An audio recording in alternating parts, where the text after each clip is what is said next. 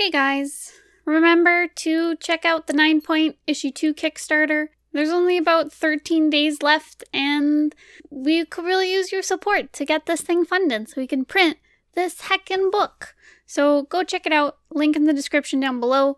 It is a comic about cat knights, so if you like cats and you like knights, go take a look and thank you so much for the support. Alrighty, on to the video. So I realized I talked quite a bit about color and what goes into coloring your comics, but I didn't really talk about color palettes and how to pick your colors, which is a really important thing, and there's a lot of thought and decision that needs to go into picking color palettes for your comic, because color says a ton about your story and your mood for your comic and the overall tone. So there's a lot of thinking that goes into it.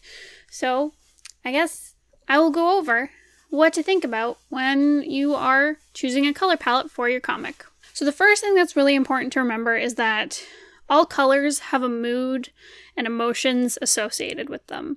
In the past, I've talked about shape language when designing your character, and it's the same idea. Shapes have kind of inherent feelings associated with them, and, if you base a character off of circles, they're going to feel like very soft and warm characters and very maybe gentle characters, and you're going to be able to tell all that just from the shape of them when your reader looks at them.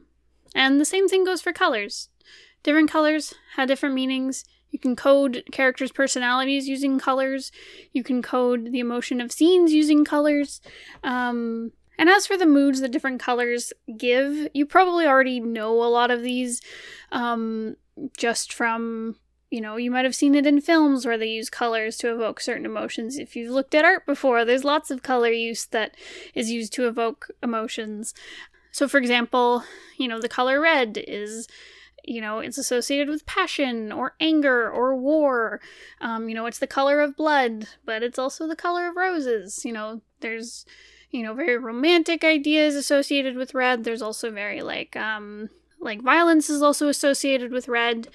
And same goes for, all the other colors. They have multiple meanings to them, blue and sadness, but blue can also mean, cleanness. Or there's yellow, which can symbolize, happiness and sunshine and brightness, but it can also be associated with, sickliness.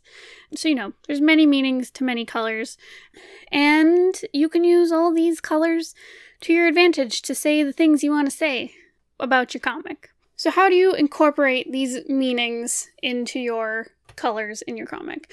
There's two, layers of mood you need to consider when planning out your colors. So the first one is the overall mood of your comic. Every comic has a tone, an overall tone to it. And a lot of it can be genre specific. Sometimes it can just be the overall symbolism or mood you want for your comic.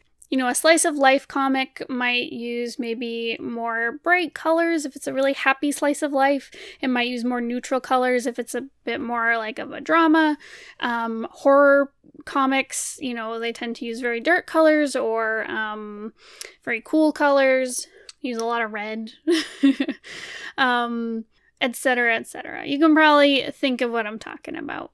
Every genre has its own kind of feeling. If you're doing a story that is all about grief, you might use very kind of sad colors. If you're doing a story that's all about love and happiness, you might use very bright colors. It just depends on what you're going for, what your motifs are. So all of your color choices should follow the tone that you're trying to set early on.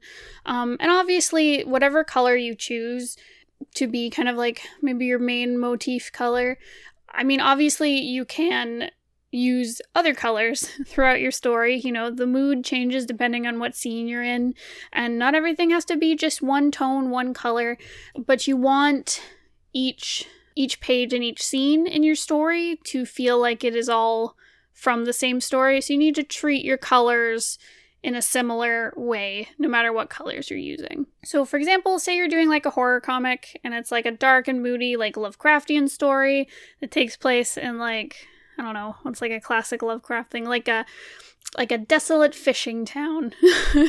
You could use, grays and really desaturated blues and purples and greens as your main colors. And obviously you can use other colors throughout your scenes, if you want to throw in reds and yellows, etc. But, if all your main colors are very desaturated, you'll want to treat any new colors you introduce that same way. You might want to desaturate them, you might want to make them darker. As long as they all kind of feel that really moody, horror, mystery vibe to them, you're golden. And sometimes figuring that out can be a lot of trial and error. I'd recommend a lot of experimenting early on in your comic planning stage to figure this out. But yeah, so that's your overall kind of mood colors.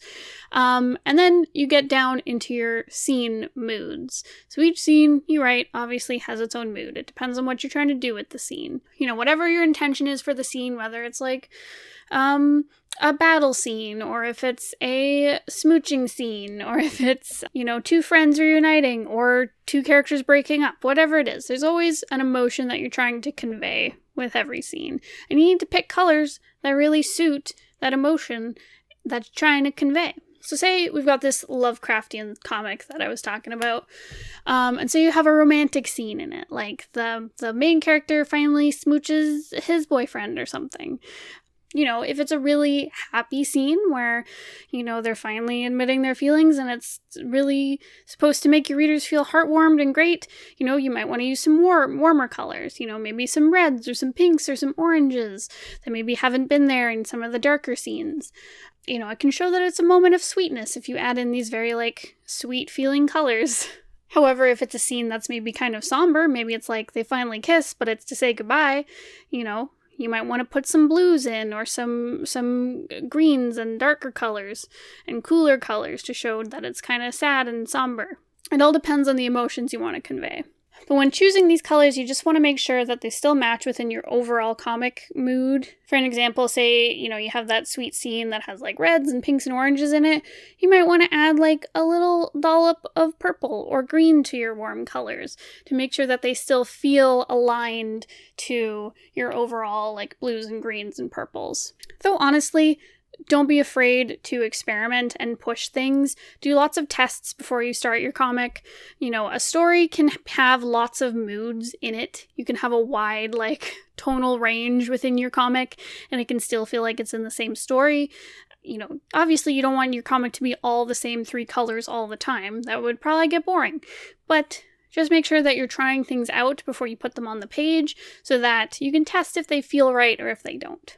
To get a little more in-depth on how to keep your color palettes cohesive together like that, it's really important to know that colors are relative. Colors look different depending on what other colors they are surrounded by. So for example, if you put a really bright red on a field of really dull, dark greens, that red is going to pop. You're going to see it. It's going to have such high contrast to those dull dark greens because it's bright and it's saturated, it's really red. It's going to be super, super bright. Your attention's going to go right to it. Whereas if you took that same red and you put it in this big field of say bright orange, which is same saturation as the red, super bright and vivid, and same value, I guess, as well, it's going to blend right in and it's not going to look as bright as this orange. Or they're going to look the same brightness, and it's not going to stand out like it would on the dull dark green. And honestly, if you look at, the nature around you, if you ever, just look at the room you're in, and you might think, oh, this tree outside my window, the bark is brown and the leaves are green. Though honestly, if you really looked at it and you pulled out each, color that's actually on that tree, the greens on the leaves, some of them might be a really yellow green. Some of them might not even be green. Maybe they're entirely yellow, but they look green because they're surrounded by other greens. And, the shadows might actually be blue or purple or brown. And the same goes for the bark of the tree. It might look brown, but what if it's actually very blue because of the lighting you're in? Or what if it's, it could be more gray rather than brown. Always question that kind of symbol you have in your head. Because when you grow up and you're drawing trees and you're in kindergarten, you draw the brown trunk of the tree and the green of the leaves. But in reality, not all trees look like that. So you got to make sure that you are looking at how things actually are in real life, study from real life examples, look at photographs, look at stuff around you in real life right in front of your eyes and really question kind of what colors you see. And you'll really notice kind of the relativity of colors and how they change depending on where you are, what the lighting is, what colors are around. So just pay attention to that stuff and try not to get biased by your own, like the symbols of things that you have in your head. So when you're making your comic, make sure that you're testing your colors out together. You might notice that you thought this green and this red would look really nice together, but you put them down and they don't fit right. They're clashing. They might make one of the colors stand out that you didn't want to stand out. You actually wanted the green to like pop out, but the red is, and it's really throwing everything off. If that's happening to you, things are clashing, try messing around with the saturation and the value and the hue. Actually, if you open like Photoshop or Clip Studio, and I'm sure lots of other drawing programs, you can actually pull open a menu where you can have little sliders to shift around your saturation and your value and your hue. So when I was early on learning like my color theory stuff and figuring out color comics, I did a lot of messing around in there. You'd be surprised how many colors can look really nice together if you just give them all kind of similar saturation and mess around with that until it looks nice. Same with the hue. Maybe your green is just like kind of too blue and you need to make it a bit more yellow, whatever it is. So mess around with those little things and just try and work at your colors until you get a nice combination that you like. I wish I could give you like a really quick, like, here's what you do to make all your colors always look nice together. But honestly, a lot of it is just trial and error and seeing what works and what doesn't. Yeah, I guess the best thing you can do is just study your basic color theory and play around with things. So I guess my final words of advice would be, if you're not sure where to start with picking your color palette, start very small. Just stick to like 2 to 3 colors within, a scene or a page or a panel, whatever it is. Because a lot of this can be very overwhelming and overcomplicated. I was very overwhelmed with it when I started working on color stuff. So whatever part you're working on, pick one major color for that scene or panel or whatever, and then pick 2 colors that work well with it. So your major color is going to be kind of like the star of, let's say it's a page. It's going to be the star of your page. So you got this page, you want to have this like really nice blue that is just going to be the star of the show. You want it to get lots of attention. It's going to take up most of the space of what needs to be colored. And then you're going to grab maybe like 2 colors that look nice with it. You're going to pick one that harmonizes with it, maybe like a green or something. And then you're going to pick something that contrasts with it. Like say an orange, which is the opposite of blue. So use the green and the orange a lot more sparingly. Use your orange to highlight things that need to stand out against the blue and use green to help kind of harmonize everything with the blue. And there you go. You've got like 3 colors that you can work with instead of having to, make 20 different hues and colors look balanced together. You can just focus on 2 to 3 and make them look really nice together. And that's a good start. And you'll learn a lot from just kind of limiting your choices a little bit at the start. And honestly, don't be afraid to pick pre-made palettes while you are still learning. Because seriously, like, I didn't know where to start when I started. It really helped to just let someone else do the heavy lifting, pick a palette that someone else has already made look nice and made all the colors, harmonize and contrast well, and just start there. Use that as your palette. That's totally fine. As long as you're keeping in mind why these colors work together. Look at the palettes you're choosing and you're like, why does this appeal to me? Why does this work? Does this suit the mood well? What are these hues they're using? What are the values and saturation? What are they? Really try to understand why they look nice together instead of just blindly picking and choosing. So I hope this sheds some light on how I myself pick out my colors, how I make them work together. It's definitely a complicated process when you start. I was very overwhelmed by coloring comics when I first started, and a lot of it was just taking stabs in the dark and not knowing what I'm doing at all. But you can do it. You'll learn a lot. Just grab references when you start. They'll really help, What really helped me was looking at artists whose colors I really admired and just went in with a color picker to kind of understand, like, okay, so this is the color they chose here and this is the color they chose there. And like, oh wow, these look great together. I understand now. It really helps to kind of see things by looking at them like in the color picker on Photoshop. I find that really helps kind of break down like what colors to choose.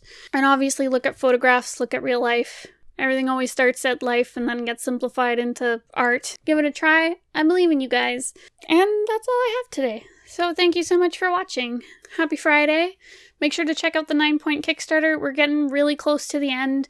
We're within the last 2 weeks, so make sure to go support it because it would really mean a lot to us. And make sure to subscribe and hang around if you want more cool stuff about comics. Yeah, you're going to get some nice writing advice from Bones tomorrow.